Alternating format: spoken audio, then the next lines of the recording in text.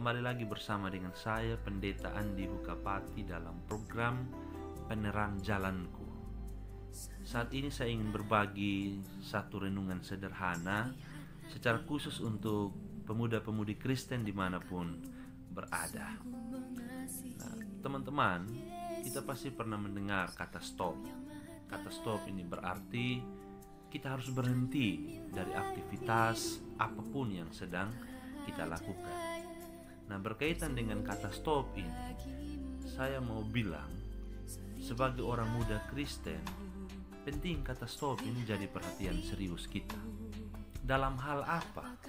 Yaitu berkaitan dengan kehidupan kita sebagai orang muda Kristen, yang di satu sisi kita terlibat aktif dalam pelayanan, di satu sisi kita begitu aktif dalam kehidupan persekutuan, tetapi di sisi yang lain masih suka memelihara kebiasaan-kebiasaan yang buruk, seperti suka minum minuman keras, suka terlibat perkelahian, tawuran, suka mengeluarkan kata-kata makian, kata-kata yang kotor, termasuk masih suka memelihara sifat-sifat yang negatif di dalam hati dan di dalam diri. Dan secara khusus saat ini yang ingin saya angkat adalah sifat iri hati.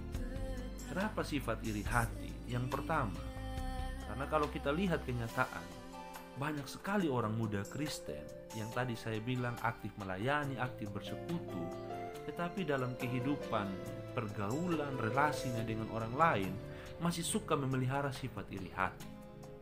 Ketika lihat orang lain punya barang lebih bagus, lebih mahal, mulai cemburu, mulai iri hati. Ketika melihat pasangan orang lain lebih menarik dari pasangan kita, mulai cemburu, mulai iri hati. Ketika melihat prestasi orang lain lebih baik, lebih maju dari kita, mulai cemburu, mulai iri hati. Dan tidak sedikit orang muda Kristen yang ketika merasa cemburu atau iri hati itu kemudian melahirkan kebencian.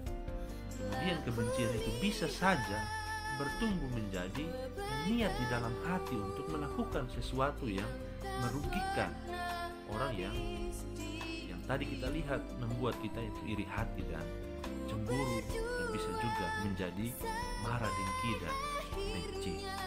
Oleh karena itu pada saat ini ada satu bagian firman Tuhan yang ingin saya katakan, yaitu Amsal pasalnya yang ke-14 ayatnya yang ke-30. Hati yang tenang menyegarkan tubuh, tetapi iri hati membusukkan tulang. Dan dari firman Tuhan ini saya mau mengajak teman-teman pemuda sekalian, ingatkan diri sendiri, katakan kepada diri sendiri, stop iri hati.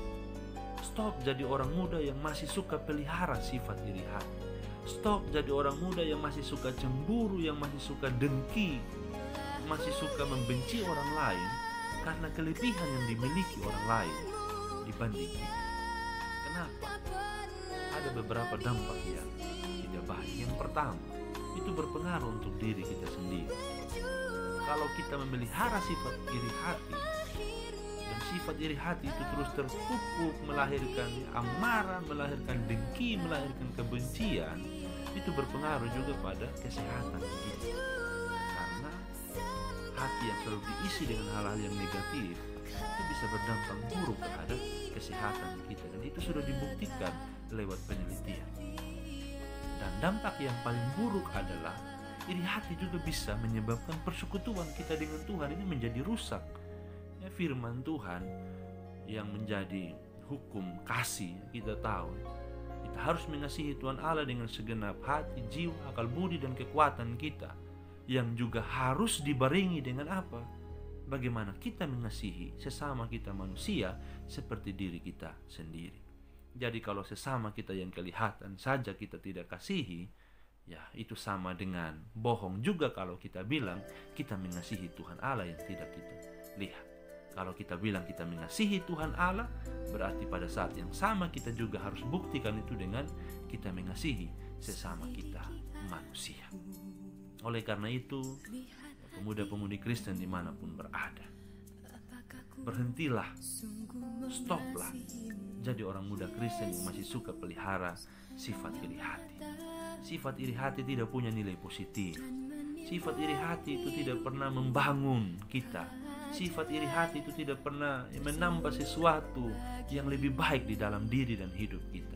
Yang ada hanya akan menghancurkan kita, yang ada hanya akan yang merusak hidup kita, yang ada hanya akan membunuh kita secara rohani, bahkan juga mungkin secara jasmani. Oleh karena itu, milikilah prinsip kita bersyukur untuk segala sesuatu yang sudah Tuhan buat dalam hidup kita. Terimalah dengan penuh terima kasih dan ungkapan syukur atas apapun yang sudah Tuhan anugerahkan dalam hidup kita. Dan yang kedua, jangan pernah kita membandingkan hidup kita dengan orang lain. Tuhan memberikan kepada kita semua masing-masing itu dengan porsinya sendiri-sendiri. Dan tentu ketika Tuhan menganugerahkan sesuatu kepada setiap kita masing-masing, Tuhan tahu yang terbaik bagi setiap kita masing-masing. Mungkin di satu sisi kita lihat orang lain lebih daripada kita, tetapi juga mungkin saja di sisi yang lain kita lebih daripada orang lain. Jadi jangan pernah membanding-bandingkan diri kita dengan diri orang lain, hidup kita dengan hidup orang lain. Tetapi marilah kita miliki prinsip bahwa dalam kekurangan dan kelebihan kita dengan orang lain, kita mau hadir untuk saling melengkapi sebagai sesama manusia yang saling mengasihi.